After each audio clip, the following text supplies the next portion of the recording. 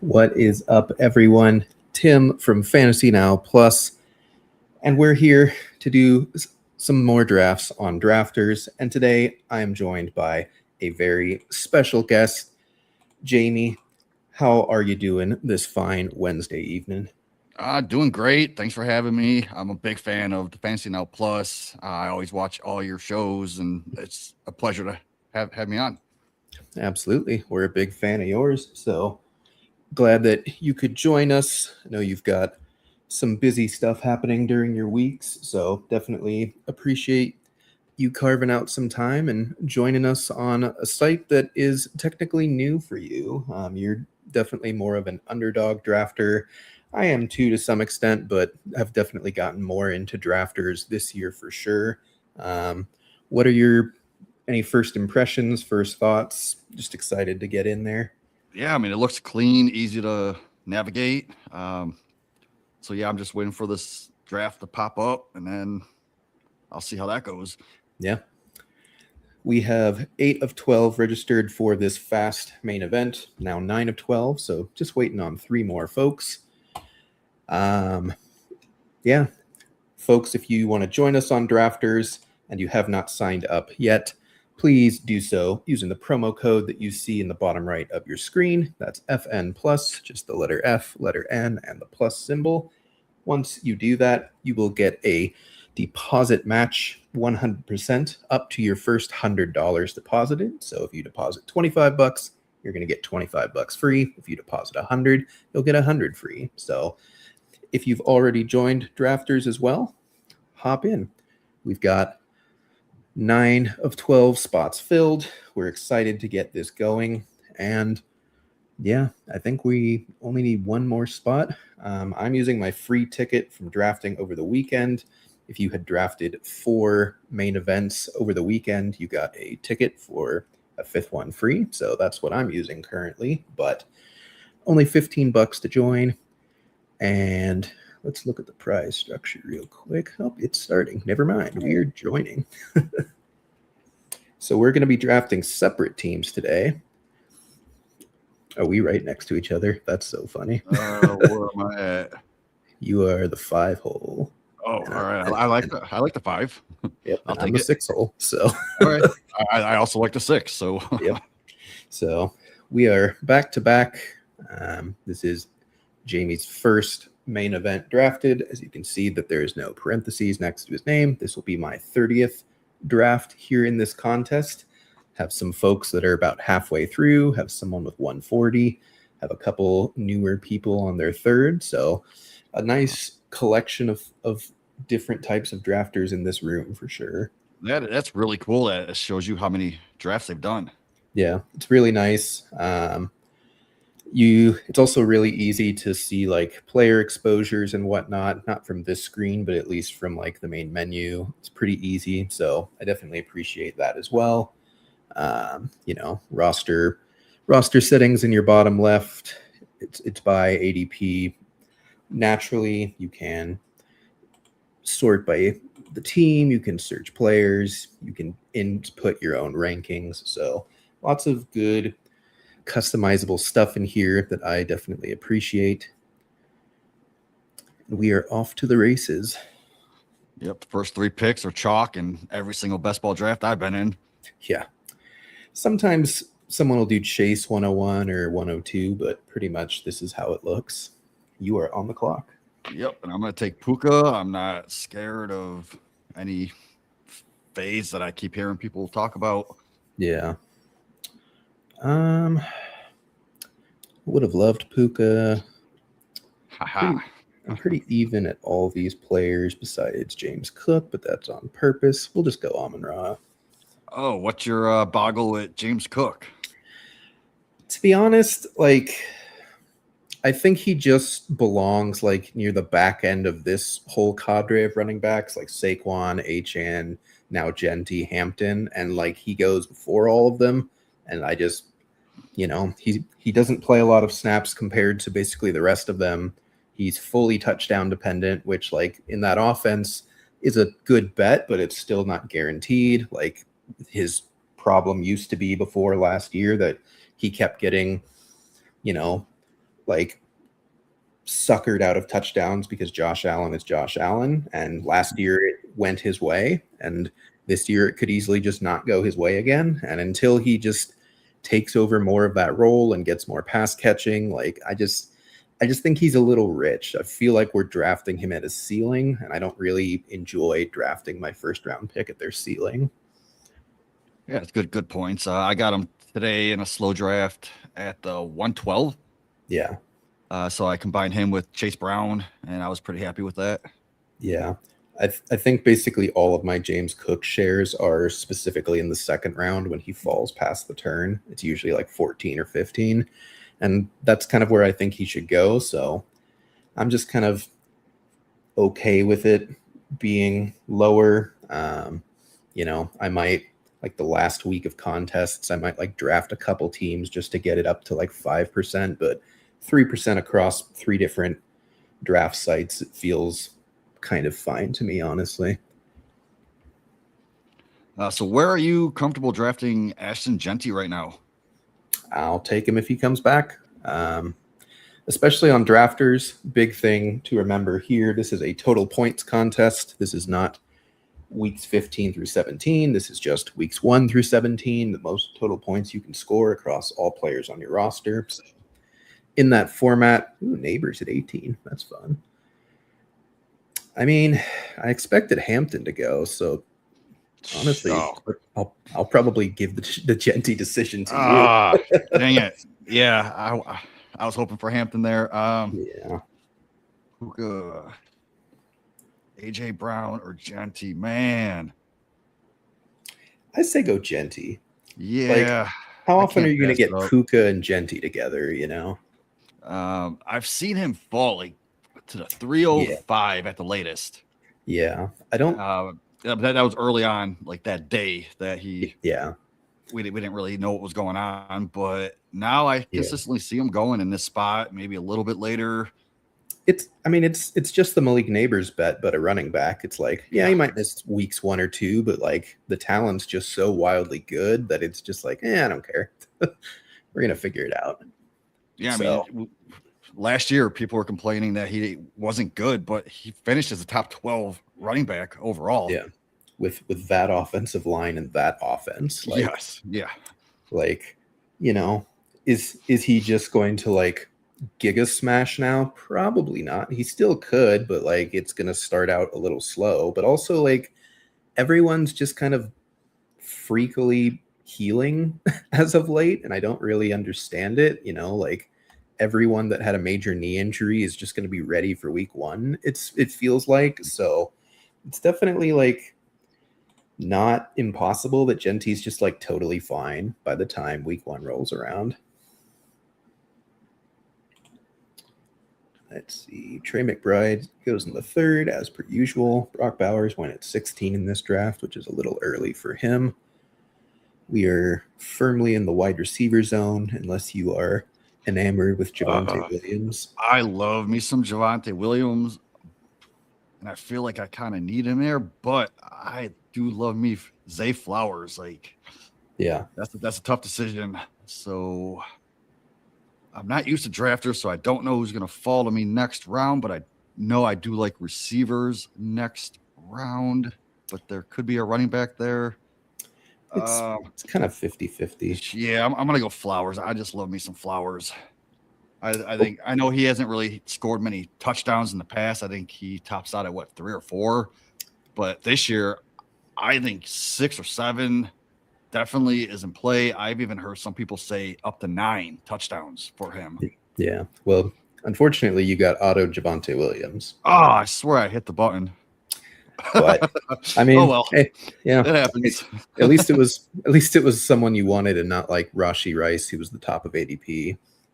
So, oh man, you live and learn on a new site. So yeah, it is 30 seconds, so it's a little bit slower than Underdog. It's a lot. It's basically just DraftKings, but not playoff contest. It's just total points. It's like the marathon on Underdog, but with DraftKings settings, pretty much like full PPR, 20 rounds, basically. Yeah, on Underdog, I don't really play many tournaments unless it's like the cheaper ones, like the dollar ones, the $3 ones, and I try to max those out. Right now, I'm in 130 plus slow drafts, so I'm always on the clock. Yep. Yep. Do you kind of play it like the typical best ball bro like slow draft thing of like I'm gonna check my phone like once every 3 or 4 hours and just make a bunch of picks, or are you just like the instant you get a notification you're like I gotta draft this? No, I let it build up. So like right now, I got 14 drafts. I'm on the clock. So when we're done, before I go to bed, I'll just sit there and take my picks. Yeah. And I like slow drafts better because it gives me time to think about my pick. I can look into the future and see who I want to plan for the next 2 rounds. Fast drafts, I have anxiety. So, I mean, you saw my last pick.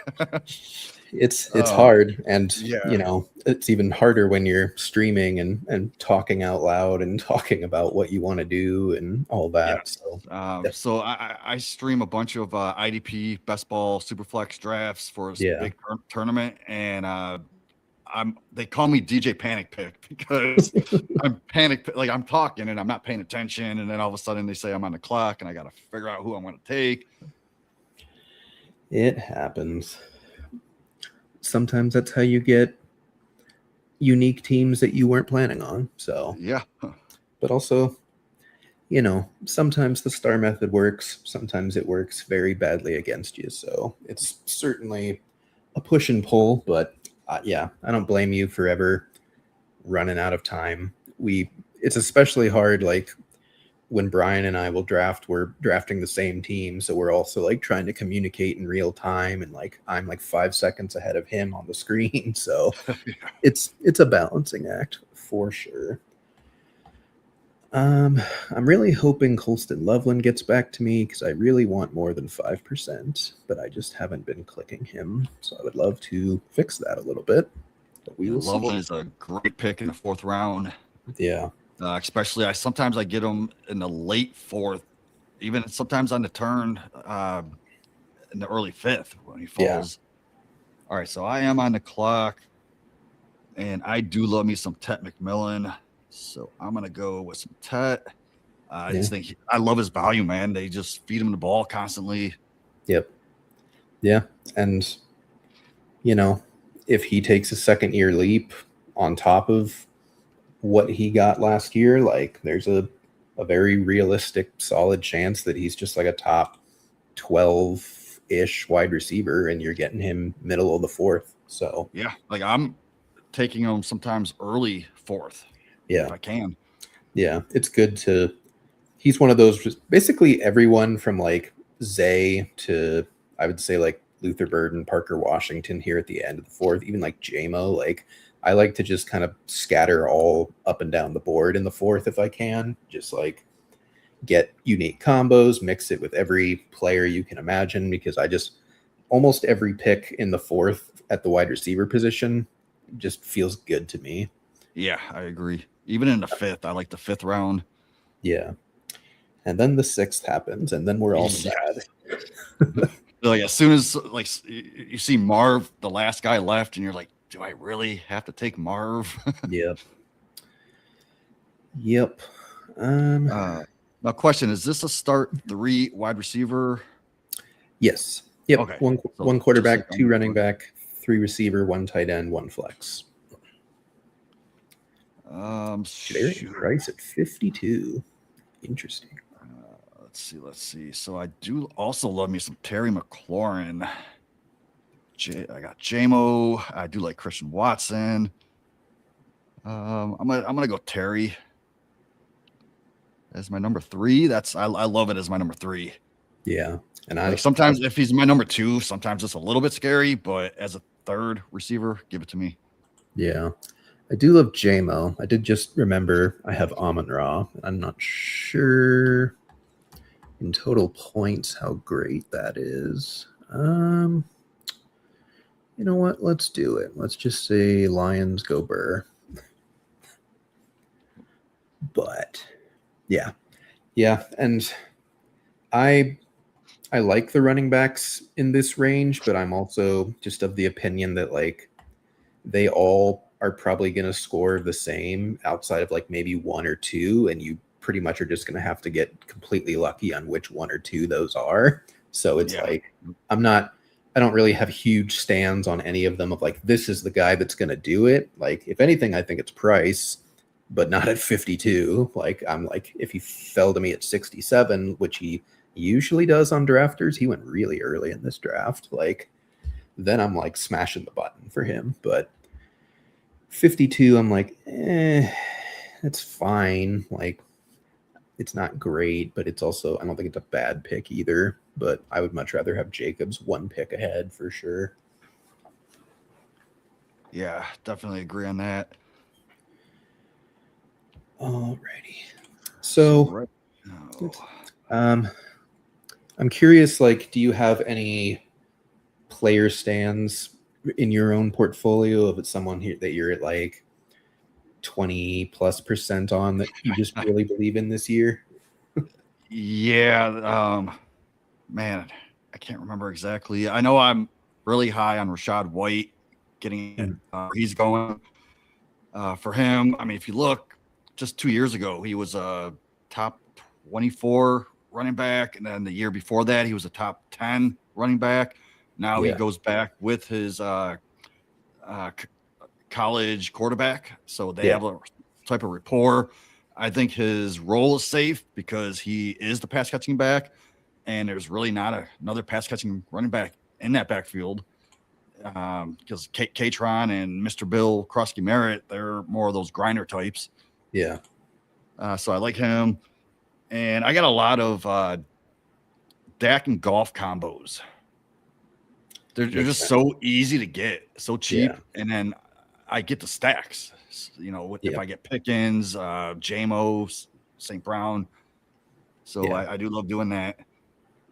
Yeah, and especially in underdog, like playoff week formats, like those two teams have like fantastic playoff schedules. So it's really easy to just be like, yeah, I could just have like 30%. Do I want Trevion or Tate here? Tate is like, I don't know what to do with him with the quarterback situation. It just looks ugly. Like I love Tate as a talent. I am gonna go Trevion because like the running back is just dry now. All right. Yeah. So since you went Henderson, I know this is a little bit before ADP, and I love getting Jonathan Brooks in the next round. Yeah. But I don't think he's going to fall back to me. No. So I think I have to take him. Yeah. I mean, his ADP is 70, so this is basically where he goes on drafters. Okay. All right. Yeah. I just know like I was getting him in like the 10th round. Then I had to get him in the 9th, and then I had to get him in the 8th. And now it seems like 7th seems like the spot for him. Yeah. Yeah. I have 14% of him, but almost all of that was like double-digit rounds, like 10th round is like my RB4. And now it's like, now he has to be my RB2. And I'm like, I don't know if I love that. Like, I can probably stomach it, but probably not at 14%. This will be my 230th draft, Justin. But that also includes pre NFL draft best ball as well. I've been drafting since March because I'm sick ahead. We are live, right? But I'm not seeing the live show on YouTube. It's on the Get Tilted YouTube channel. All right, hold on. Let me make sure I'm not missing a pick. All right. I'll have to look Part that up. 390. Woof, Justin. I'm not quite that far, Justin, but I appreciate your confidence in me. All right, so I got 3 running backs, 3 receivers. Yep. Nice and balanced for you. I have 2 running backs, 3 wide receivers, and Mr. Colston Loveland at tight end through 6. And you are on the clock in round 7. All right, so I usually don't take a quarterback this early, but I do love me some Joe Burrow. Yeah. I know he's going unstacked in my roster, but I'm just going to take Joe Burrow. Yeah, I'm kind of intrigued that the Chase drafter did not grab him. I have so much Jaden Daniels and Jalen Hurts, but like every other pick on this board, it's just not fun at all.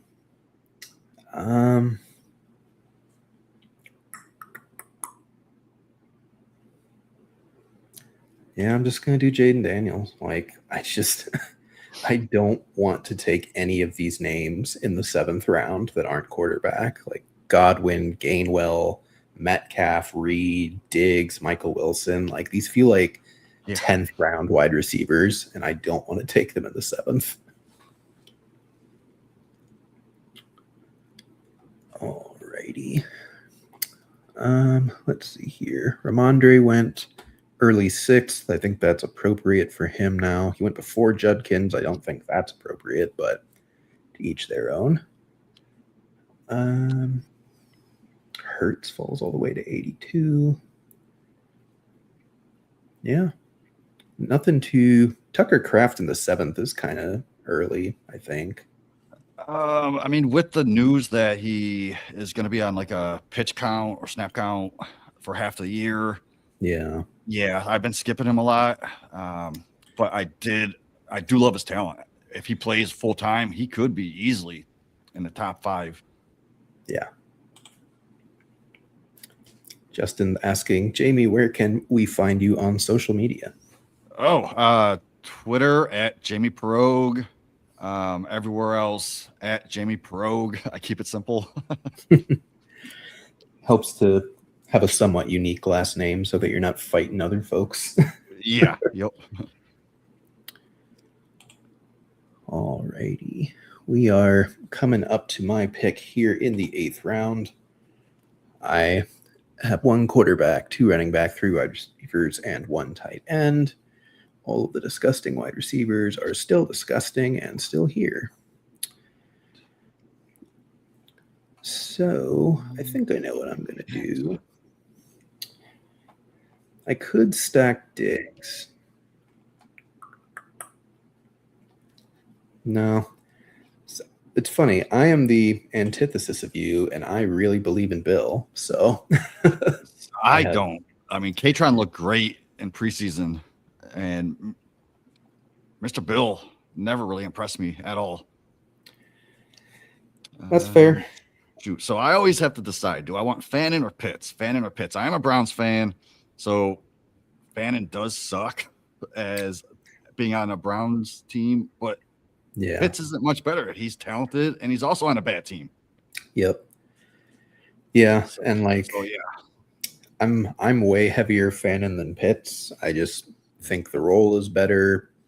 I think Pitts is just another downfield threat that needs to run good on touchdowns and has like the worst possible quarterback for accomplishing that, in my opinion. So I don't know. Like, I think he's a fine pick, but when it's between the two of them, I always lean Fannin, and my exposures are kind of skewed in that way as well. So I pretty much only take Pitts if he falls into like the 9th round, 10th round. Yeah, that's a good point. Yeah, I think I also lean Fannin. So, and not just because of my homerism, because I'm the biggest Browns hater when it comes to their team. So are they, to be fair. Yeah. Oh, yeah. Man, someone took Stafford unstacked. Yeah, and Mahomes. Damn, I was gonna reach on Stafford. I thought taking him at 101 was gonna be a reach. Yeah.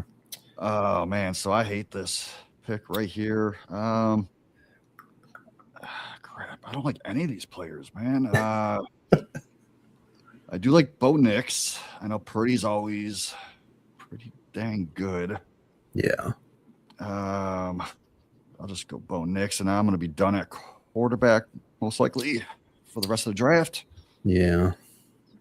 I just don't love taking Goff here, but I'm pretty sure the Laporta drafter will take him if I don't. Do I have other stacks? No. Yeah, let's go Goff. It's boring, but just Yeah, no, golf's one of my favorite clicks, especially having a stack. Yeah, I have them double stacked, so I'm just like, Hell yeah. I kind of have to just accept that like this team is betting that they all go off. So, and then I mean, you got options later to backstack with Pacheco maybe or Tesla. Yeah, I'm not touching Pacheco ever since the injury. I just don't think he's good anyways on top of the injury. So I'm just like, I don't know. I was kind of betting that James Conner would go there, and now it seems like he might not. And the Cardinals are just going to keep him as a $2 million third running back. So that's interesting, but that's my team for you. We are the co-hosts of awful NFL teams. What is up, Rando? Thanks for tuning in. So I see Addison fell way past his ADP, and I don't blame him because I don't really pick Addison. I think he's going to have a Juwan Jennings problem all season, but Addison is also on his contract year, so there is that upside. I'm kind of shocked that Stribling is falling this far. Does he get like hurt that I didn't hear about? There was some kind of a shoulder issue. I can't remember exactly what it was, but yeah, there was something. News. Well, he returned to practice on Sunday. That's the last I've heard, or at least that's the last they've got here. I mean, I'm going to take him if he comes all the way back. Honestly, any of these top three, I'm happy to take if they fall. Concepcion goes, but I mean, Stribling, I still believe in Lemon. Stribling finally goes. Isaiah Likely, that is someone that I simply never click, and I'm happy to continue with that. I haven't taken Likely once at all. I think I did because one of my guests wanted to, and I'm a gracious host. But so normally I would take Rachaad White here, but since Romeo Doubs is there, I'm gonna go Romeo Doubs. I love me some New England offense. Yep, that makes sense. Yeah, like there's also a shot that White comes all the way back around to you, and I'm certainly not taking him. So, I mean, I have 7% White, but I've pretty firmly just gone to the Bill side of things at this point, and I'm just like, athleticism. He had a few good games last year. They seem like they are interested in the idea of him being a 3-down back, at least giving him the opportunity. Whether or not he's good enough to actually like do it is a different question, but especially when he was cheaper, I had a lot of Bill, but I'm still think like 8th round on a what we hope is a good offense. I'm happy to do that. So all right. Is this a mock or an actual? This is a real draft on a site called Drafters. It is best ball, so no start-sit decisions. We are just drafting a team and then the best rosters every week. Those points will count for your total points, and that will go towards the end season where it's a giant contest. Whoever scores the most points cumulatively across 17 weeks gets a lot of cheddar. Yeah, I think it's 250,000 first place. Yep. Oh, and Rachaad White did fall back, so yeah, I'm gonna stick to my guns and just take Rachaad White. I don't need quarterback. I could probably use some stability. Actually, I'm going to go Manungai. I like that pick. I didn't even see him on the board. he goes late. He goes 125-ish. Oh, man. Like, which is where I got him. But, like, yeah, like I get he's going to probably miss, like, 2 to 4 weeks to start the year. But, like, I mean, I don't really want to I don't really care about that in a total points where I can get him for the rest of the season. Like, you know, if I was playing the Eliminator on Underdog or the survival contest on drafters, which we may or may not do. We'll see. That's a different story. But in total points as my running back 4, where he doesn't even have to hit my lineup, like that is totally fine by me. Yeah, if I would have saw him, I probably would have took him over Rashad White. Yeah. And I still would have passed on Rashad White. I mean, like with Daniels and Bill, like, I don't know, I might have considered it, and just bought the Washington backfield, but it's not my favorite, but I also probably would have liked him better than anyone still floating around, to be fair. Yes, as Justin said, if you want to draft on drafters and you have not signed up yet, do so using this promo code here in the bottom right, FN Plus. When you do so, you will get a 100% deposit match up to $100 as a new customer when you first deposit. So deposit $50, you'll get $50 free. $100, you'll get $100 free. Who's going to say no to $100 free to draft fantasy football teams? And no start sits. You could win $250K. Where's the downside? And right before this recording, or we went live, I used that promo code FN Plus. Absolutely, we greatly appreciate it. Why is Aaron Jones fall this far? That's a good question. I take him every time, and I'm like, it's just disgusting. But like, why? Why is he at 139? I guess it's the hype of Mason. I don't know. Like Mike Washington went already. Woody Marks went. Like, what are we doing? So speaking of backups, I do like the upside of Jonah Coleman.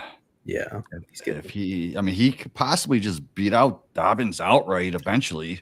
He's getting hype like he could, and I feel like you should probably pay attention to that, to be honest. Like, yeah, 12th round, like you get a free look at someone who's probably the direct backup to the most injury-prone running back in football on a 1-year deal, like in a good offense. Sign me up. Yep, and plus I have Bo Nix, so I got a little stack there. I like it.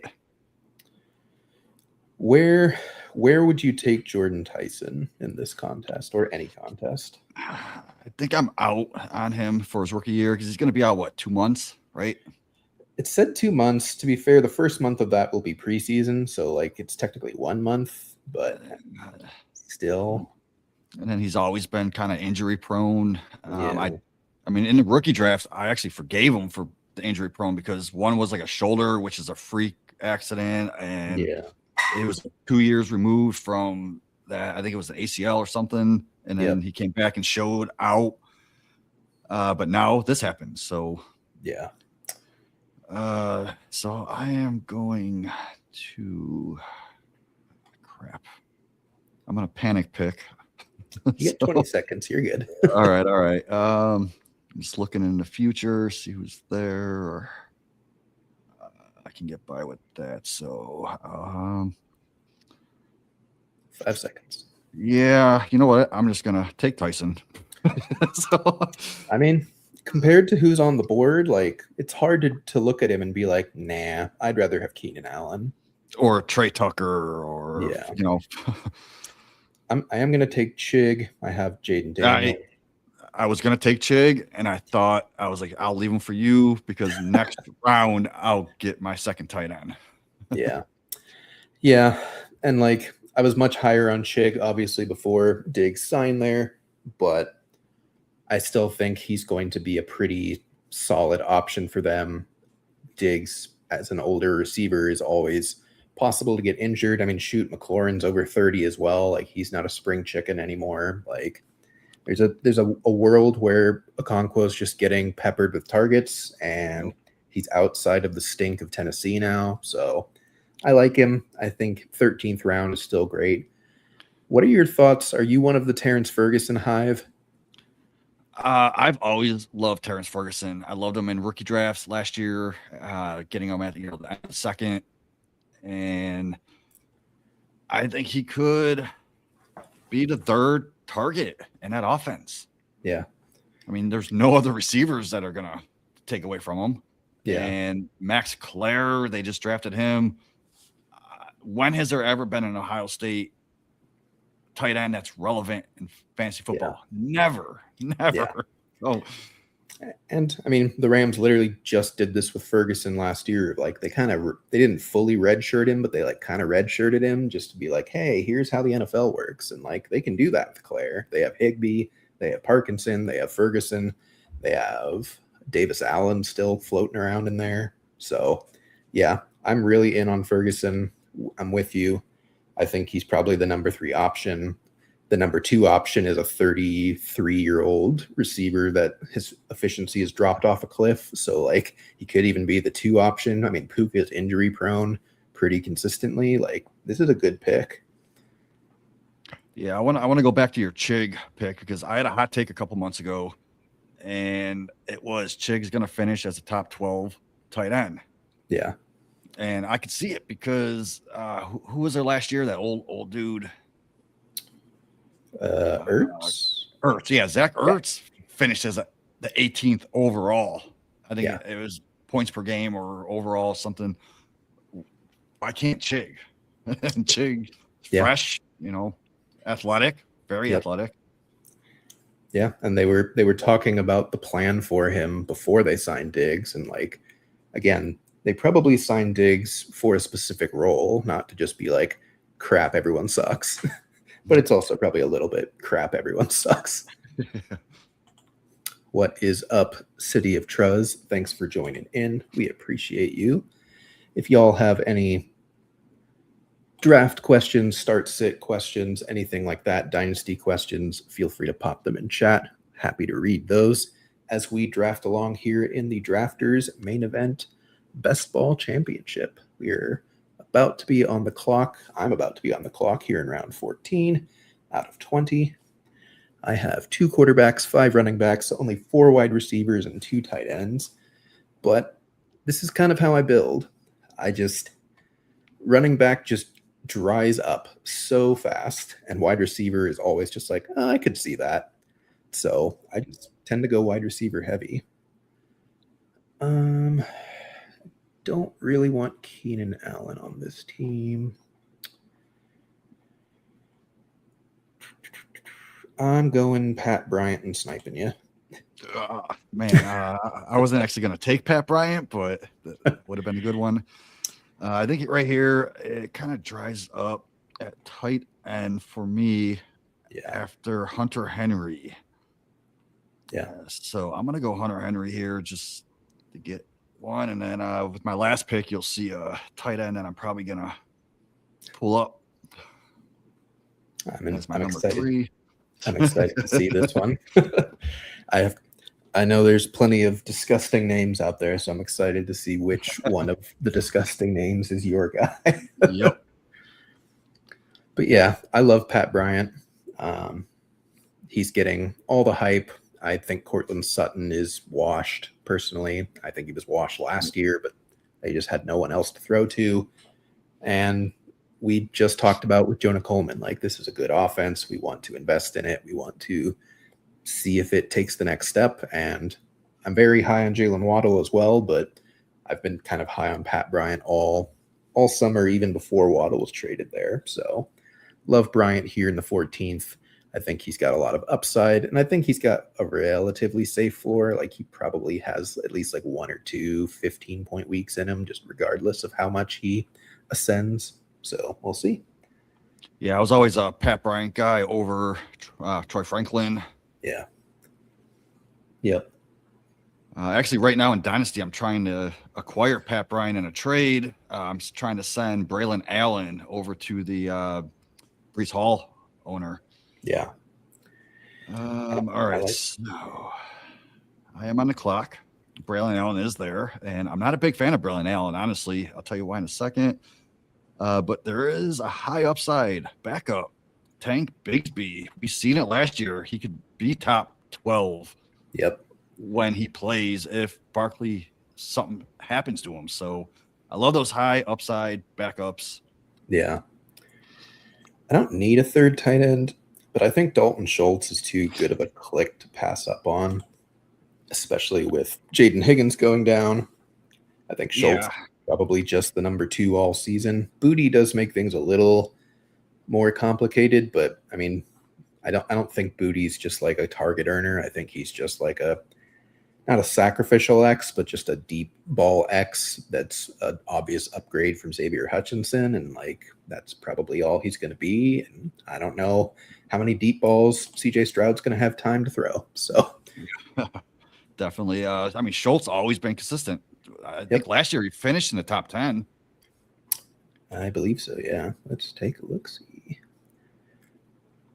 I mean, doesn't give ranking, but yeah, I mean, I'm pretty sure he was 7th, if I'm not mistaken. I talked about that with one of my co-hosts, but the difference between 7 and like 15 was just so small. Yeah.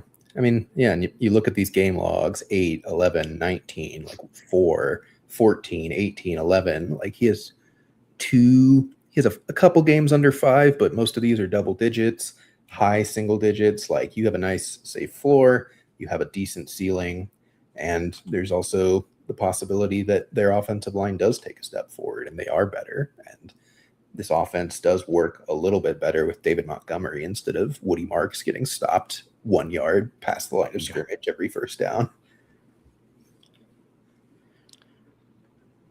Omar Cooper goes, what are your Travis Hunter thoughts?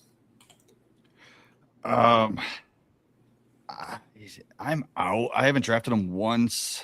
No, I did take him once.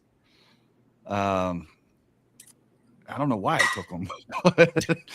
I don't know. It's just if let's say he gets 40% of snaps on the offense, they're gonna use him when he's on the field. So they're just not gonna waste his time. So I do think he's gonna get, maybe 3 to 4 targets a game.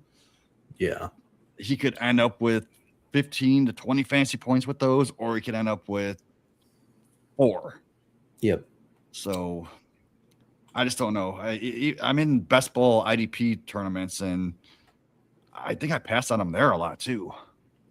So I mentioned it earlier, Juwan Jennings, because I think he always produces. Yeah. When he's on the field, and I'm gonna have to take him. Yeah, I had a lot of pretty late. Yeah. I had a lot of him pre-draft when he wasn't on a team, because again, I was like, I have a lot of all of these free agent signings from the summer before they were on teams. Like I had a ton of Diggs, I had a ton of Debo, I had a ton of Keenan when they were cheap, and then a ton of Jennings. I'm just like, they're gonna get jobs. Like they're going to get X amount of targets, probably somewhere in like the 15 to 18% range, just across the board. They're going to get like $5+ million each, and they're just going to play all the time. And like Jennings probably got the worst stick out of all of them, but also like that's fine. It's still a good offense, we think, unless Kyler Murray's like truly bad, but I don't think he is. So yeah. So one thing that's important in best ball is you have to check your bye weeks, and that's one thing that I completely ignore a lot. Fannin and Henry have the same bye week, so I am gonna have to be forced to take a third tight end. Yeah. Well, on the bright side, basically all the late tight ends have week 11 buys. So. Well, I was gonna say AJ Barner is like the only one that I feel comfortable left, but he has on a week 11 bye, so I can't do that. I mean, like Kate Otten scores, plays, and is week 10. Did someone take Ted Hurst? What the? Oh, come on. Oh, I thought that I usually get him in like the 18th rounds in underdog. Oh, crap. What do I do? Let's see here. I go panic picking again. I don't like anybody at the spot, but did I just auto pick? Yeah, I did. Okay, I was gonna take Dulcich anyway. Just at least he's not week 11 bye. Yeah. Man, it kind of sucks how many tight ends are falling. This is very random. I do not want Kamara or Pacheco. I'm going to take my new comfy late round pick in Justice Hill because he's going to play. Yes. And Derrick Henry has never caught passes and will never, ever catch passes, regardless of how much we like Declan Doyle. And Rasheen Ali and Adam Randall are not going to do that either. Even though Adam Randall's a converted wide receiver, he somehow sucks at pass catching, which I don't really understand how that's physically possible, but that's his profile. So, okay. But yeah, I like me some Justice Hill. I told someone the other day in a Discord chat that I'd rather have Justice Hill over, I forgot who he had on his team, some trash person. And he was like, no. I was like, I will never own Justice Hill. I'm like, he won me a championship a couple years ago in my lineup.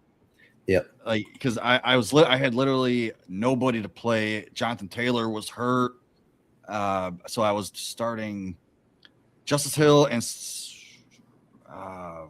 some other bum. I can't remember. I think it was the Patriots guy. Yeah. And yeah, I mean, he got me to the championship, and Jonathan Taylor was luckily back at that time, so he helped me. But yeah, I think just once the James Conner situation got murky, I kind of pivoted to Justice Hill as like my break glass in case of emergency running back, like 6 or 7, and he's going to play, and it's an offense we like, and that's pretty much all I need to worry about at this point. So, do I care about third quarterback? I was debating that too, and considering who's there, I don't know. Yeah, I don't. I mean, you got 3 options. They all kind of suck. I don't have any stack partners with any of them. I'd have to back stack a Falcon, which sounds disgusting. A lot of tight ends just went. Oh, do I want Calvin Ridley? Ugh. Looking at the rest of these guys, yeah, I think I do. And that's very disgusting to say. Yeah, I can't get behind Calvin Ridley. I haven't been either, but like they are talking like he's the number 2 ahead of Wandale. And I don't believe that, but I'm just like, I mean, if they're going to play him, then I guess, sure. In the 18th round. Oh, yeah, I went another high upside, kind of back up. Nick Singleton. He's got a path, especially if the Titans are as bad as we're fearful of. Like, he definitely has a path. So I have to be done right now at running back. I have 7. God, wide receiver is ugly. Yes. Yep. And that's what I need. I need to go after receivers here. Same. Man, there's one guy that I could kind of see a little bit of work, and I'll tell you in a second if he falls. Weirdly, the running backs are actually less disgusting than normal. Normally, it's just like absolutely wiped by now, but there are at least a few guys that like could play, which is about all we're looking for in rounds 19 and 20 is like, are you going to be on the field for any snaps? Yeah. All right. Now we're going to think about it really hard once we hit the 19th round, apparently. There we go. So I'm on the clock, and my guy would be Darnell Mooney. Yeah. Who else at receiver is in that room? I mean, Calvin Austin just tore his ACL yesterday, so not him. Odell Beckham. Yeah. Okay. Yeah. I don't know, man. I just see like at least at the minimum there has to be like an 11 to 12% target share for him, for Mooney. Yeah. Or someone. It has to be someone. Like it's It's Neighbors, it's Likely, it's Malachi Fields, and then it's Uh, like I think Theo Slate. Johnson Yeah, could be in here.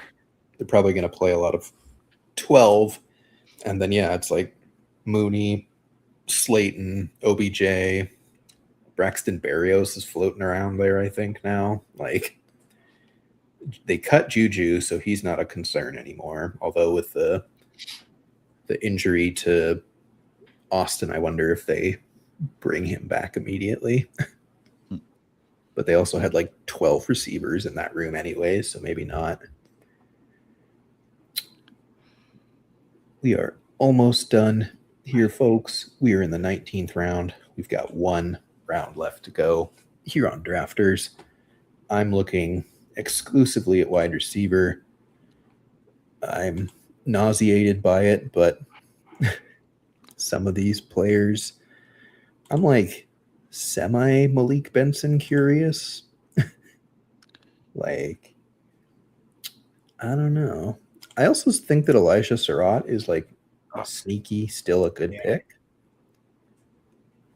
Yeah, if you take him, that would be my snipe, like in the 20th freaking round. I love Surratt because I think he is that big bodied slot type receiver they're going to use, and they're going to give him targets. We've seen him in the one preseason game. I think he led the team in targets, like 6 catches, 600 or 66 yards. Yeah. He just looked good. Yeah. And you're going to take him, aren't you? No. I have 8% of him, and I kind of want to cool off on that a little. I'm going to take Torrey Horton. Oh, that was the guy I was going to take if you took Surratt. Yeah. For real. My dude, Who Hames, he has his own channel. He does best ball drafts all the time. And I love him.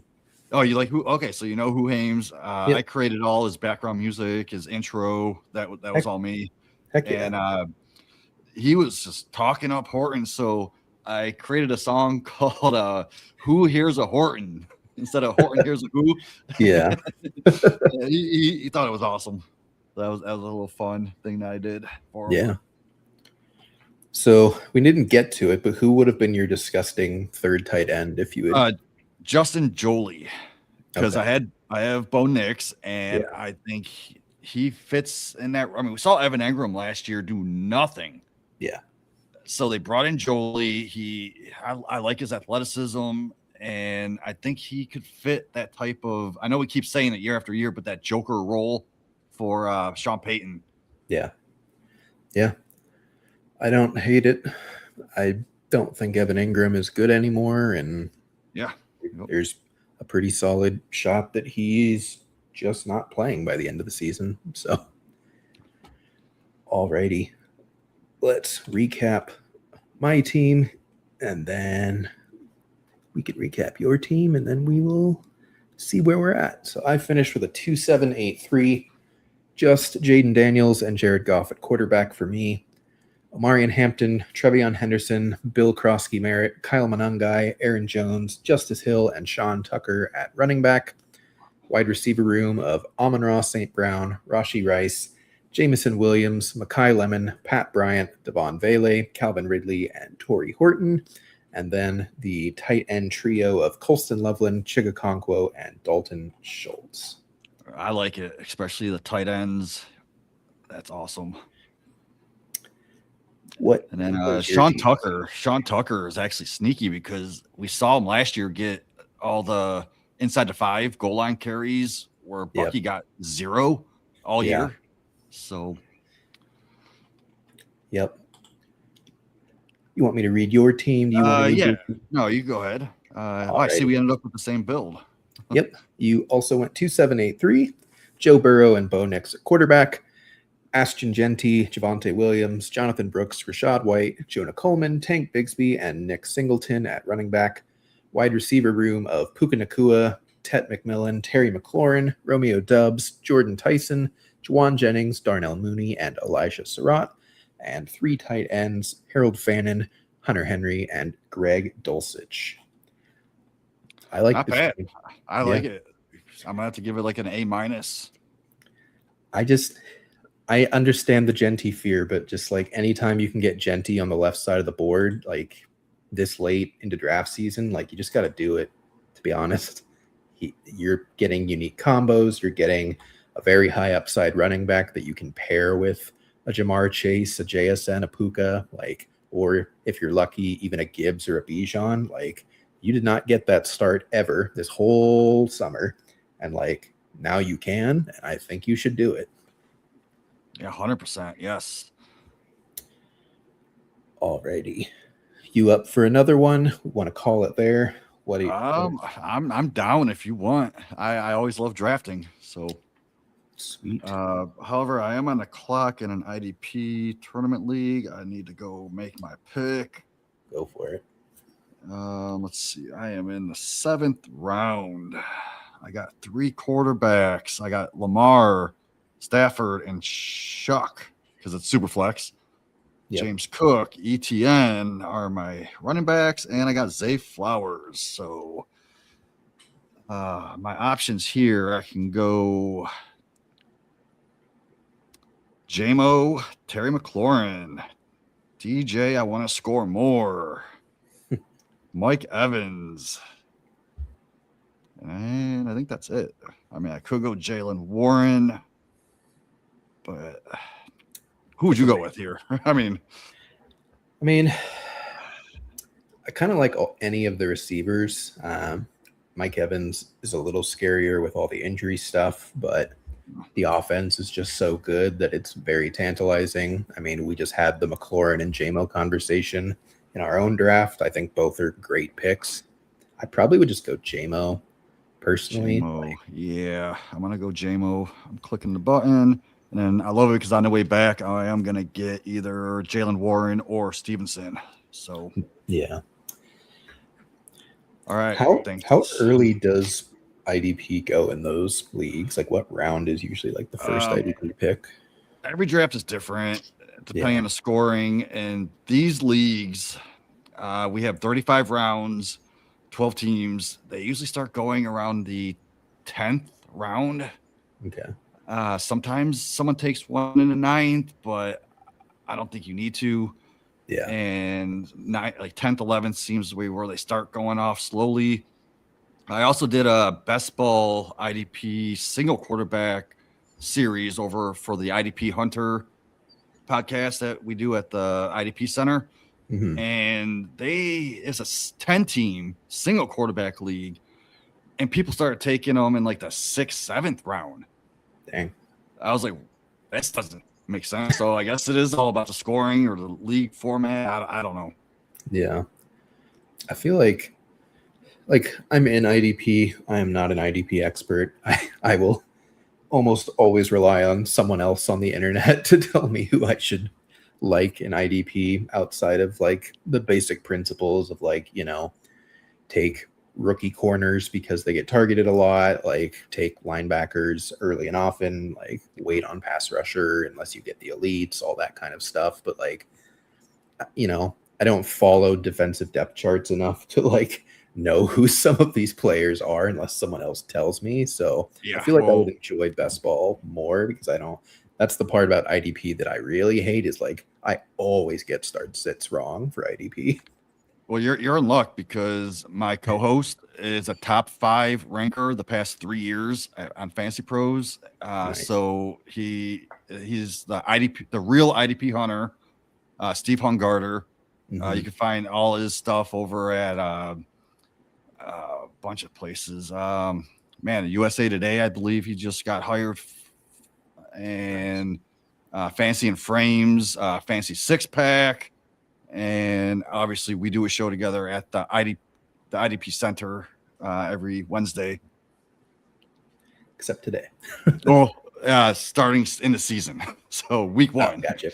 Yeah. Gotcha. Sweet.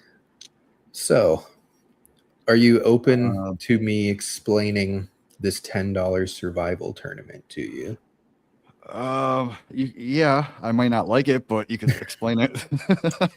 So it's not quite the Eliminator on Underdog. Basically, the way that it works, the top 75% of all teams advance every week, and the other 25% are eliminated.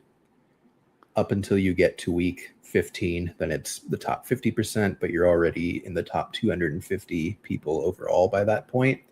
So it's kind of like the old Eliminator before they updated it, but like still not really. I just really like the concept of drafting a team that's like not fully just floor, but based on the idea of like, how do you balance upside with like not going entirely into upside? How do you stay in the top 75%? And it still has some pretty solid prizes, $50,000 to first place, $1,000 up until 13th place. So it's smaller, but any interest in giving it a shot? I guess so. I've never done the Eliminator, so I'm not really familiar with these type of drafts, but I'll donate my money, I guess, to the winner. I mean, let's just have fun with it, right? Exactly. It's only $10 to enter. So it's called the $10 NFL Best Ball Championship Survival. Yep. Okay, so are we entering right now? Yes. All right, join Fast Draft. Join. I am in. There are 3 spots left on this. But yeah, I like this contest. It's unique to drafters. There's nothing else like it in the best ball market. I just really like the idea of thinking about team construction of like, how do I stay in the top 75% of scores? Like, obviously, injury luck will play a solid role. That's kind of just best ball in general, is like, can your team stay healthy? You have no idea. We're just going to hope. But like, from a structural standpoint, from a game theory standpoint, like how do you get teams that are in the top 75% week over week and make sure that you never bottom out your team? Interesting. All right. So I'm probably just going to draft the way I always draft. This we'll see. This is the first year it was launched. It was launched like a month ago, so like there's no game theory on this. So I don't think there's a right or wrong way to draft it at this point. We don't actually know. We have no data on it. So it is brand new from drafters. It's a lot of fun. Again, folks, thanks for tuning in. We appreciate y'all watching. If you have not subscribed, please subscribe to our Get Tilted YouTube channel, our FantasyNow Plus YouTube channel, our FantasyNow Plus Twitch channel. We appreciate your support. Like the video, and yeah, comment any questions you have, any thoughts you have. Definitely we'll talk through anything that you've got. And as always, if you want to draft on drafters with us, have not signed up yet, and you wish to do so, please use that promo code in the bottom right of the screen, FN Plus. When you do so, you will get a 100% deposit match on your first $100 with drafters. So deposit $100, you'll get $100 free. Who's going to say no to free $100 with a chance to win a lot of more money than that? And we are starting. Yep. And I did see a comment saying you guys should read comments. Well, I don't pay attention to the comments, so I'm trying to pay attention to my best ball draft. Listen, we're reading it. We were having conversations. Not going to just stop mid conversation and pull up a comment. we got time. These are 20 round drafts. We are not in a hurry, folks. Looks like you are at the 3 hole this time. I am back here on the sad part of the board at the 10 hole. Oh man, I actually don't mind 10, 11, or 12. Yeah, I just like, it's hard to get fun stuff to fall to you back here. It's basically just like, I'm just going to take the same 6 iterations of the team I like every time, and like, that's fine. But it does, once volume hits, it starts to be a little like, man, I wish something cool would happen. And it usually does. I have to make something cool happen, which like I'm open to doing, but I'm also not like super interested in doing too much of. You go Jamar Chase at 3, which makes sense. There was the injury scare, but it seems like he is all good to go. So I am with you. I think it's still just wheels up on Chase at 3. The one game theory thing that I've been thinking about for this contest is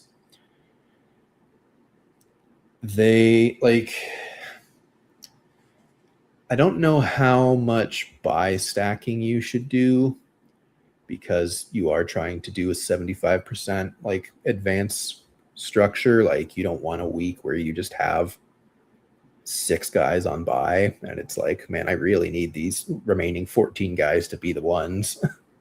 So, which is kind of what we do for the eliminator as well, of like, don't overstack your buys, like still probably stack your quarterbacks, but don't overstack your quarterbacks. Don't worry too much about like a ton of, good teams or anything like that. Just kind of focus on like a spread out by week is what I would say is probably going to be plus EV. Let's just go CeeDee Lamb because I love CeeDee Lamb, and I'll get a running back I like on the way back. Yep, that's probably would have been my strategy too. Genty goes at 13. The drafter has no fear whatsoever. Do I want Hampton again? I mean, I love me some Chase Brown. Yeah. Derrick Henry is one of my favorite clicks. I'm going to take Henry because I like a lot of late running backs that have week 6 and week 7 buys. So, and there's not very many week 13 running back buys. It's basically Taylor and Henry and then Genty. So, going to be a little weirdly strategic about that. That's a good way to look at it. See, I would never have thought of that. I mean, this is only my second one, so we're kind of weeding through it as we draft live. But I just think it's a really fun concept, and I kind of hope it sticks around for the long term for sure. Hopefully it fills by the end. Could be some overlay, but still have 3 weeks to figure that out. You are about right. Yeah, I really wanted me some AJ Brown there, but I'll settle for London. 4-hole goes double week 11 by receivers to start. We'll see how that plays out for them. Oh shit! I didn't even look at the buys. All right, I'm good so far. Yeah. All right. So this pick, let's see if he falls. My co-host kind of talked me in to getting up on Kyron Williams. Yeah. I was fading him this early because when you saw it in like a month ago, we were getting him at the end of the 3rd, early 4th sometimes. Yep. So that's where a lot of my exposure to him are. But yeah, this is where he's going now. This is where you got to take him. Yeah. Which, again, like, I think at that point, like the 3rd and 4th round it's not going to end up flat, but as far as like projection standpoint, it's basically flat. So get your guys, mix them up around the board. I already screwed up because I have 2 week 11 buys. So if I make it that far, I'm probably going to get eliminated week 11. I mean, the way that I have talked to Brian about it is like, I think if they're different positions, that's probably fine. Like, but like if you have like 4 week 11 wide receivers, then it's like, you're probably done. Yeah. What is up, Hunter? You are the pick 101. What should I do with the first 3 picks? Well, definitely Gibbs, which you seem to agree with. Should you go wide receiver running back as your 2 and 3? Should you go wide receiver tight end or wide receiver quarterback? Definitely not wide receiver quarterback. You can get so many good quarterback picks later. I know Josh Allen is fun, but he's not that fun, respectfully. So also, it's a 10-team league, 12-team. That's going to also matter. Yeah. So that context definitely matters. I'm on the clock. I should probably make a pick. Yeah. So, but for me, I would just go with Gibbs and then go running back or wide receiver, because you can get on Olave, Flowers, London, Pickens, like one of those duos. And then in the fourth round, when it comes back to you, you're going to like some of those running backs. And there's also going to be another receiver that you could take there. So maybe like a DeAndre Swift and I don't know, Terry McLaurin or something. Yep. Yeah, like I don't think you should go running back unless like the guys that you see here from like 12 to 18, like if one of them falls, then sure, but that is probably not likely. I'm going to. But you also never know in home leagues, things could get weird. So, but yeah, any of the top 12 running backs are available on that turn. You should go with one of those. Yep. But otherwise, I think you punt running back until round 4 or 5, maybe even longer, just depending. I think the elite tight ends are fine. I think Bowers and McBride are totally acceptable in round 3. Like, just kind of depends. Like, do you feel comfortable streaming tight end later? Do you feel comfortable with like the mid-range guys where everything's like going to be the same as the cheap guys unless you get the one of them that breaks out this year, which happens like clockwork. So definitely kind of keep an eye and think, they always say draft back to front. So think about, do you want your last picks to be tight ends? Do you want them to be wide receiver shots? Do you want them to be running back shots? And then that will kind of determine who you take at the 2-3 turn. You go David Montgomery here in the 4th, which I think is totally fine, acceptable. Yeah, it's all right. It's not exciting. No, he's not exciting, but you're just trying to be in the top 75%, and a pure volume running back is a pretty solid way to make sure you have a floor. So don't think that's a bad pick at all, especially with some question marks on some of the running backs that go after this fact. So we have a lot of wide receivers on this board right now and not many running backs. So I think we're about to see a huge wide receiver run here. You get sniped, right. DJ Moore. I wasn't going to go DJ. I was going to go Odunze or McLaurin. I like them both. I think I took McLaurin my last draft. So let's go ahead and go with Odunze, I guess.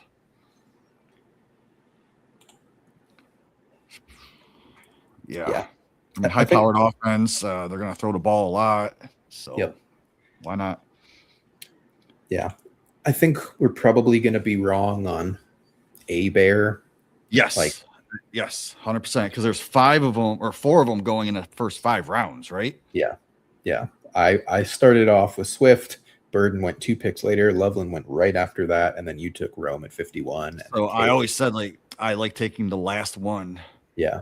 Which is basically always Rome at this point. So sometimes Swift, but not on this site. And not with the Monangai injury as of late.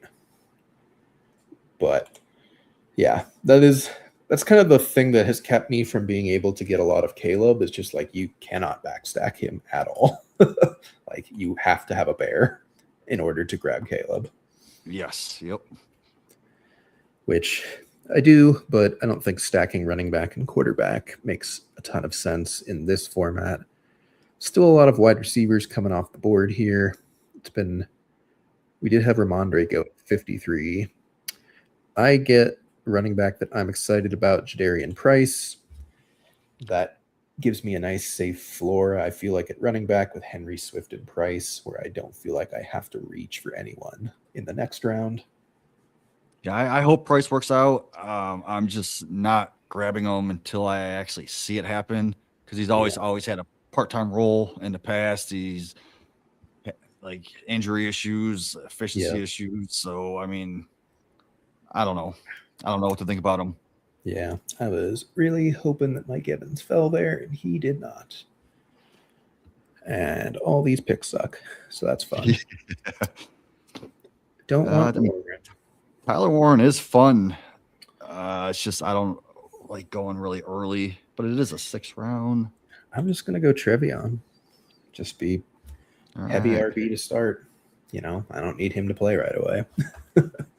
Hope he just works in later, middle of the year, gives me some upside as Henry starts to probably fade, and Swift is a 50-50 split with Monangai once he comes back. So that's hopefully when Henderson Someone take Burrow and Caleb back to back. Yeah, I Burrow. wanted Burrow for my stack.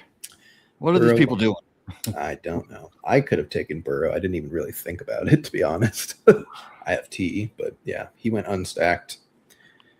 Caleb does go stacked. The Bowers drafter took Tyler Warren. They're both week 13 buys, so you're going to have to take a third tight end. So sure, I guess. All right. We're on a quarterback run here, and Brooks goes. Oh, and that was going to be my pick. Oh, man. I don't like any of these people. I don't like you. I don't like you. And I'm just going to go. Oh, I do like you. Jalen Warren. I think Jalen Warren is a perfectly fine RB3. Yeah. Yep. That gives me a little upside.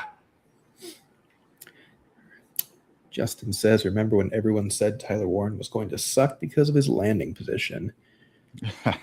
I didn't say that. I love Tyler Warren. Yeah. I mean, like, he wasn't amazing last year. He was fine. He was a good rookie season. Like, I think he's expensive still. I really do. Like, feel like the entire fantasy community just kind of like forgot that Daniel Jones just like sucks buttermilk. Like, he had one average season last year, and suddenly we're like, the Colts are this great offense. And I'm just like, are you sure about that? This is going to be a little bit of a reach, I guess, in this format, and I guess in any format, but I do love me some Dak Prescott. Oof, you're going to snipe me on Dak. I mean, everyone else is taking unstacked players. Sure, might as well be me. To be honest, like, I do wonder if like stacking might not be great for this format. Oh, that is true. I never thought about that. Yeah. Like, with it just have bad games, that means you're out. Like, I understand the principle of stacking. Yeah, like week 15 through 17 type contests. You're playing it like a DFS slate pretty much, but like total points, even week to week of like not being able to guarantee anything. Like, yeah, like you kind of just want QBs that score points a lot, like, which, easier said than done, but I don't know. I don't think I think stacking probably is still positive, but it's probably not nearly as good as it would be in other formats. Everything sucks here. That's great. This is the worst part of the draft. I'm just gonna take Jaden Reed and be sad about it. Yeah. I was thinking about him. If I didn't take Dak, I was gonna go Reed. I would have happily swapped those two. That's okay. Yeah, I have no quarterback stacks at this point, but I don't overly care. The lad, what's interesting is that the lad drafter already has Josh Allen, so like he might not take Herbert, and I might just take Herbert unstacked if he comes back to me. Might just do that. Or he will take lad and we'll have two players. No, he doesn't. Okay. I'm just going to take Herbert. I believe in the quarterback. I believe in the offense. I can figure out one of the 7 tight ends to backstack him with later. Yeah, I'm a big fan of Herbert. Justin says, I remember being on the GF2 draft show last year, and so many people were dogging him, saying it was a bad pick for him. Like going for 2, that's actually where I came from. Jeff Lambert, he gave me my start. Yeah. And I think I probably watched that show. So I was probably the one probably defending you. So. I just think like, wow, that the Bowers Warren drafter just went Fannin for his third wide receiver through 8 rounds. So, okay then. Well, he's got tight end set. Dang, that sucks. I was thinking about Fannin with this pick. Yeah. I guess Pitts is still there, but I don't know. You do have London, so I don't know if you would want to. Yeah, I don't think I want to do that. I do like Mason for best ball, getting those grinding goal line carries. It's just, I'm going to go. Let's do it. Yeah. Still finished top 5. Yeah, that's fine. That's good. But like that, like, what is Tyler Warren's ceiling? Like, it's not a Bowers McBride ceiling, I don't think. Like, maybe it could be, but like, I just don't think he would get the volume that those guys get, and I don't think he's quite as talented. So it's like, are we just like hoping for like Mark Andrews prime Ravens seasons? Top 1. Yeah. Sure, Justin. Yeah. You know, Daniel Jones famously produces lots of tight end 1 overall seasons on torn Achilles. All right, this is going to be an ugly pick. Don't make fun of me. But I'm going to go Michael Pittman. I probably would have taken him if he got back to me. All right, because I mean, I'm a Pittman over Metcalf guy, and I don't know, did Metcalf even go? Because usually Metcalf goes first. Yeah, he went at 78. So so I'm not taking any Metcalf, and I get a lot of Pittman. Yep. Yeah. Rodgers can't throw past like 20 yards down the field. Like, I don't understand the Metcalf price at all. Like, what do we think is going to happen there? Definitely with you. I have a lot of Jeremy Bernard late as well because of that. And so much Freiermuth. I think 17th and 18th, if you're on the turn, you can get Freiermuth and Rodgers stacked up. Yep. Or you can just go Jeremy Bernard. Like, I think I have like almost 28%, 25% Jeremy Bernard. Yeah. I'm not quite that high. Completely free in the 18th round. So there's many teams going heavy onesie positions. Y'all need to chill out. I'm gonna go.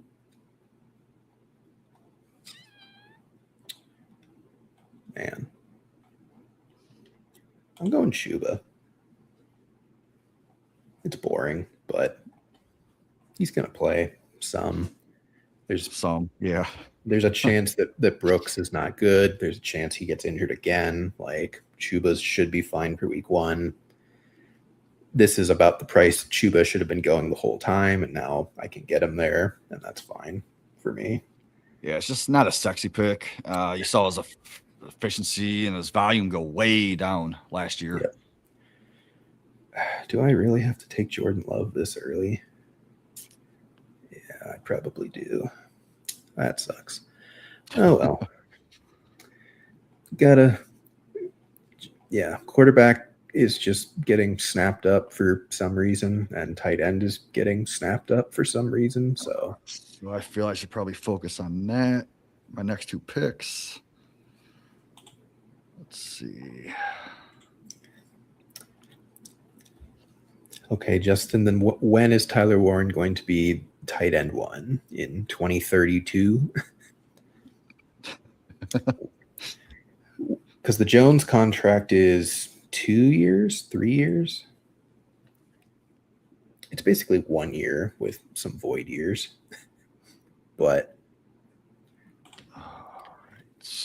listen, it did not take 5 years for Pitts to be tight end 2. It took 5 years and 1 specific game for him to be tight end 2 in a down tight end year. That is the only reason Kyle Pitts was ever the tight end 2. There we go. Got him. George Kittle said he's going to be ready for week 1. I'll trust him. I faded the crap out of George Kittle all summer, and apparently that was the wrong move. So now I'm taking him.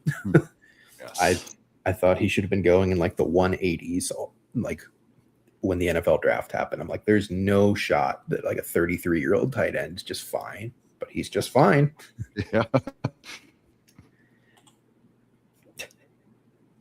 I was on an episode, I think it was 4th in Fantasy with them guys, and Sirocco was like, this was 3 months ago. He was like, I talked to a doctor. They said that Kittle has the most comebackable type of whatever ACL or whatever he had. And I was like, well, Achilles. I was like, well, what does that mean? The most comebackable? Yeah. That means he'll be fine. He's gonna be good to go. So yeah. I trusted him. Yeah, I had heard something of like the way it tore, or like the specific muscles within it tore in a way that was like better than the average Achilles tear, which like, okay, I guess. But it seems to be playing out, so we will see. So I ended up going my second quarterback. I don't hate it. I like Shuck a lot. Same. It just makes me, knowing that I got Shuck here, I know this, I like to stack, but I probably should have took Olave over London. I don't know. Yeah. I don't know how that works out in this format. So, I mean, that's kind of the thing where, like, with stacking QBs, like, I really wish I had the time and resources to like truly look into how beneficial it actually is and like who you should be stacking. I was gonna go Juwan Johnson there. That's a bummer.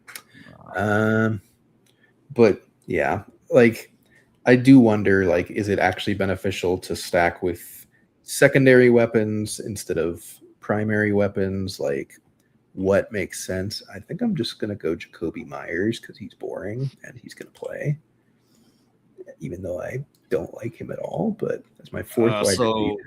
Yeah, my co-host at the Fantasy Six Pack, we're talking about Myers, I think yesterday, and he is all over Myers. He thinks Myers is going to be the wide receiver 1 in that offense. That's a new one. Yeah. I had to push back, and I didn't agree with them, but do I just take Alec Pierce at this price? Oof. At 135. I could use some upside in this wide receiver room. Let's do it. I can get safety later. So in a format like this, Jordan Tyson is someone I probably wouldn't want to take, or would it be as like my 5th wide receiver? Because if my first bye week isn't until week 6, then you're pretty covered. Should be playing by then.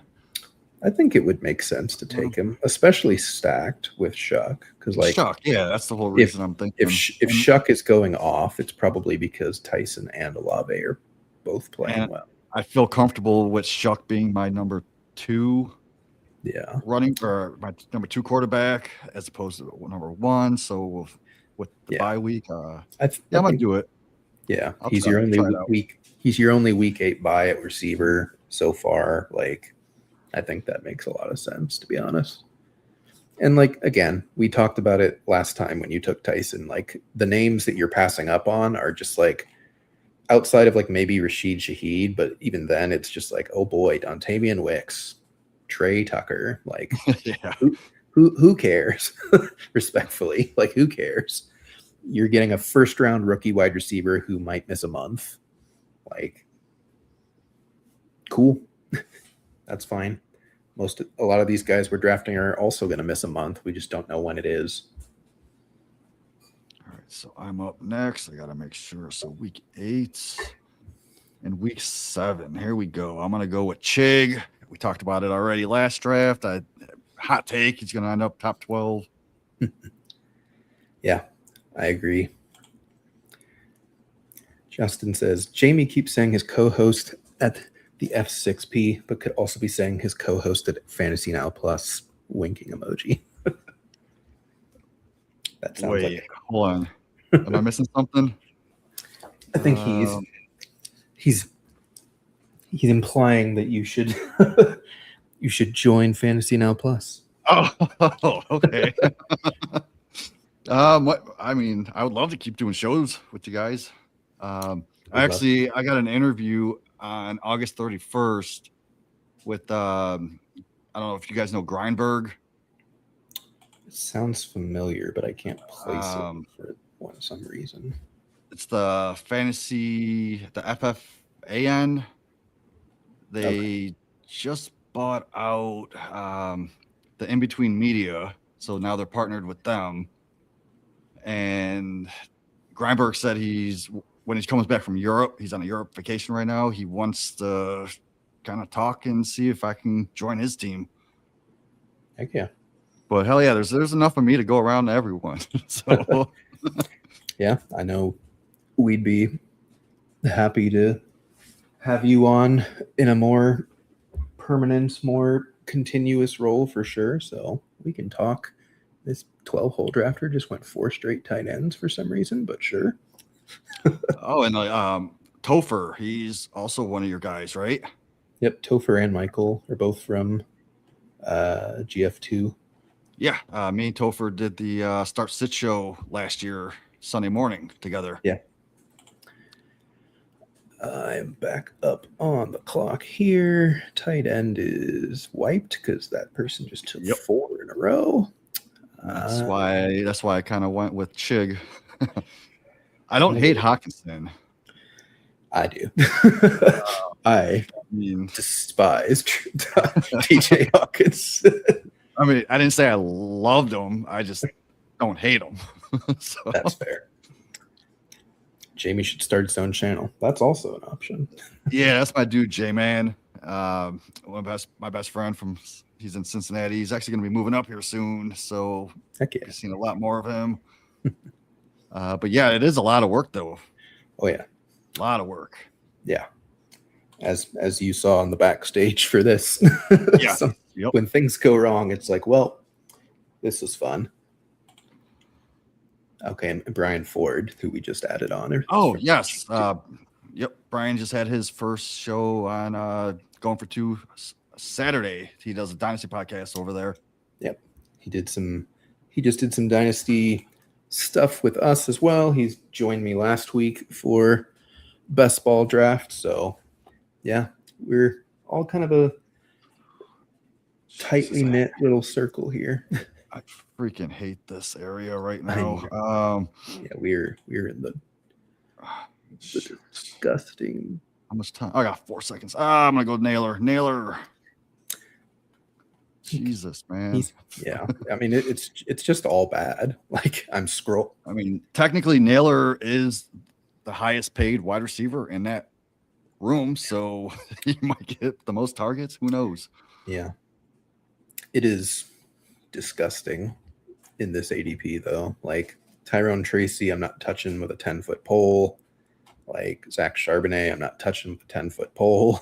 Yes, yeah. Jaden Blue now seems like he's behind Malik Davis randomly, and that's scary. He just went.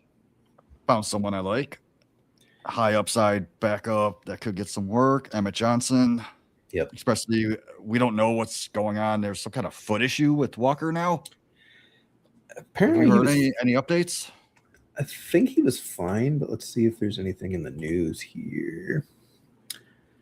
Swelling around his ankle, but expected to be fine, says Sam. I still think Emmett Johnson can have maybe like a 35% snap share, and he's electric. I mean, did you see him in preseason? He was going off. I know Andy Reid was praising him, so that's a good sign. Yep. Well, and he's probably just a workhorse if Walker does go down. Like they might mix in some Amari DeMarcado, but not a lot, I would imagine. That guy sucks. Yeah, as a Cardinals fan, can confirm. Not good at football. Very, very, very not good at football. Oh boy, I get to choose my Dolphin receiver. Oh man, good luck with that. You know what? I'm gonna take a page out of your book and I'm gonna go Jawan Jennings. There you go. I like that pick.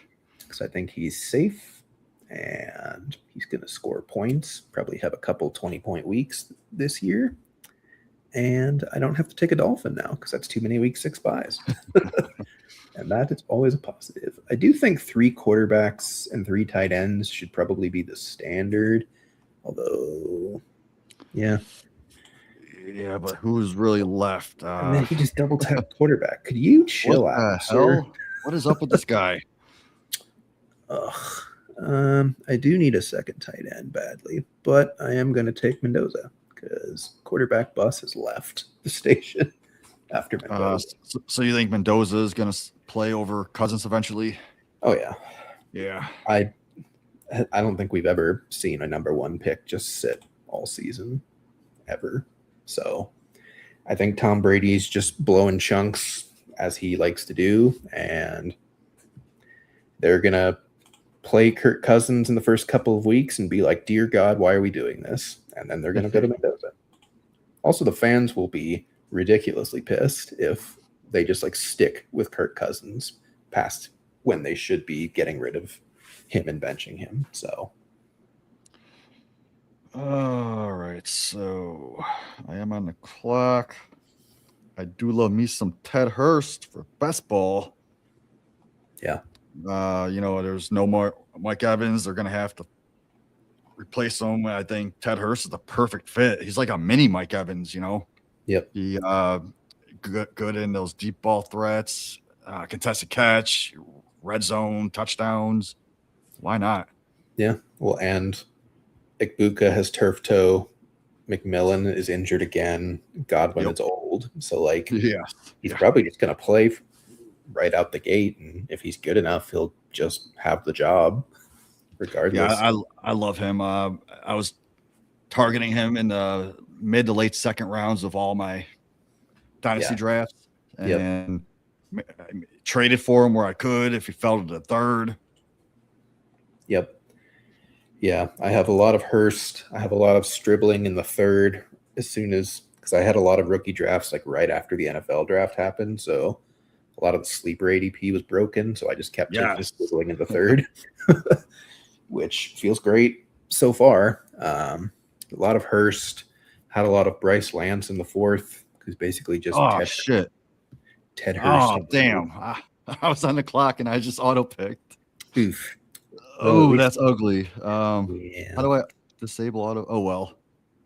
Well, I mean, he was named a starter. Yeah. It's not pretty. I mean, he has a different buy than your other two, so it's at least not like a pointless pick. It's not fun, but it's pointless.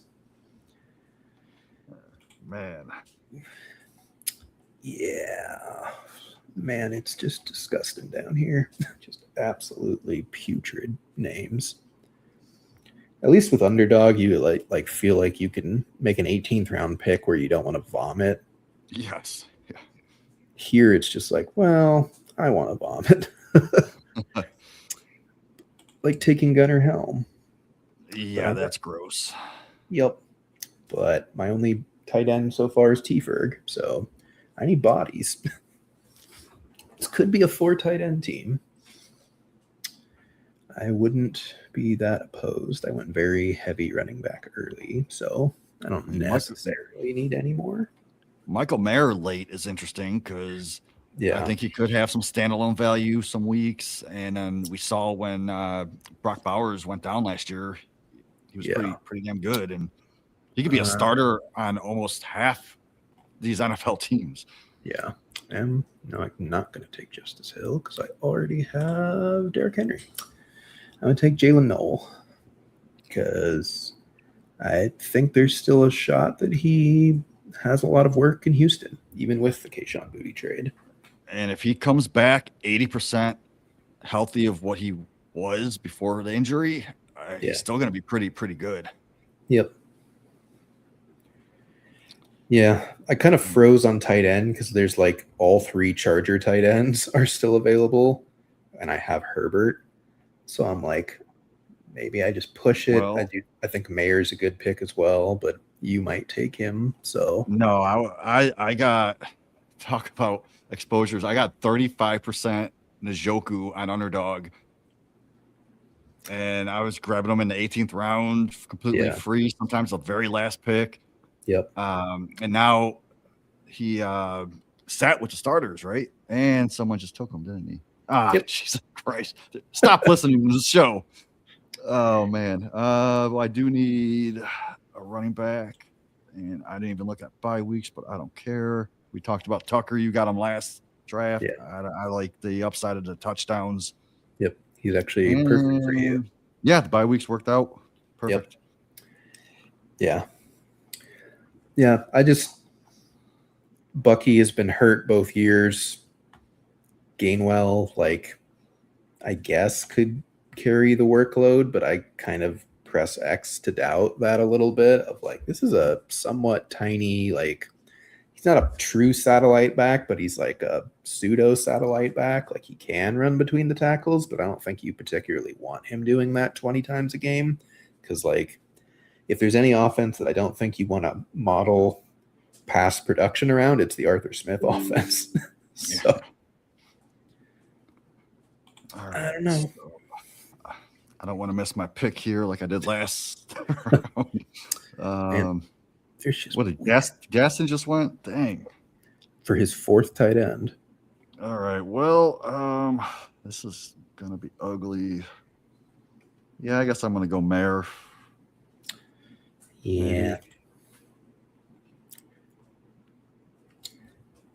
Are you interested at all in Darren Waller, or are you just like? I was not really. I thought about him, but I think he's just too old. And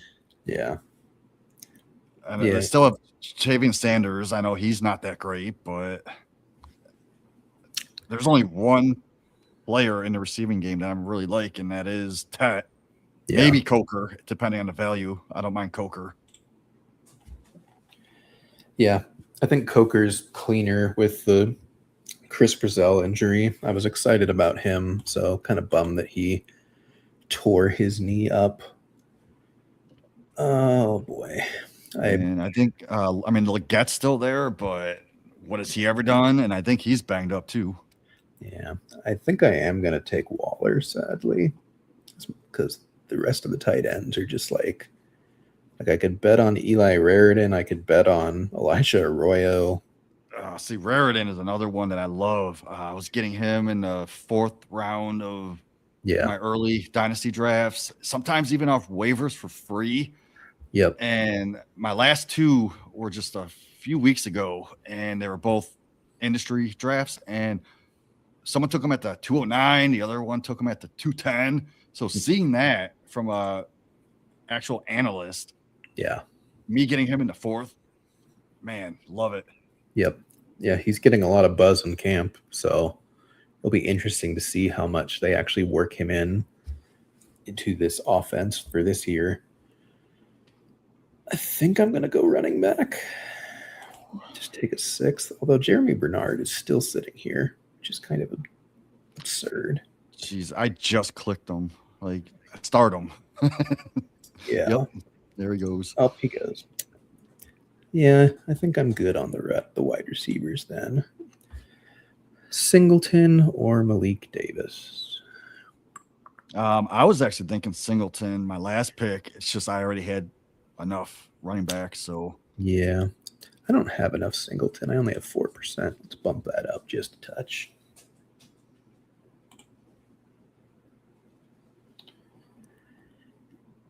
Alrighty, as we wait for your last pick to come in, I finished with a 3-6-8-3. Pretty straightforward. Don't see any huge buy problems at a first glance, which is successful to me.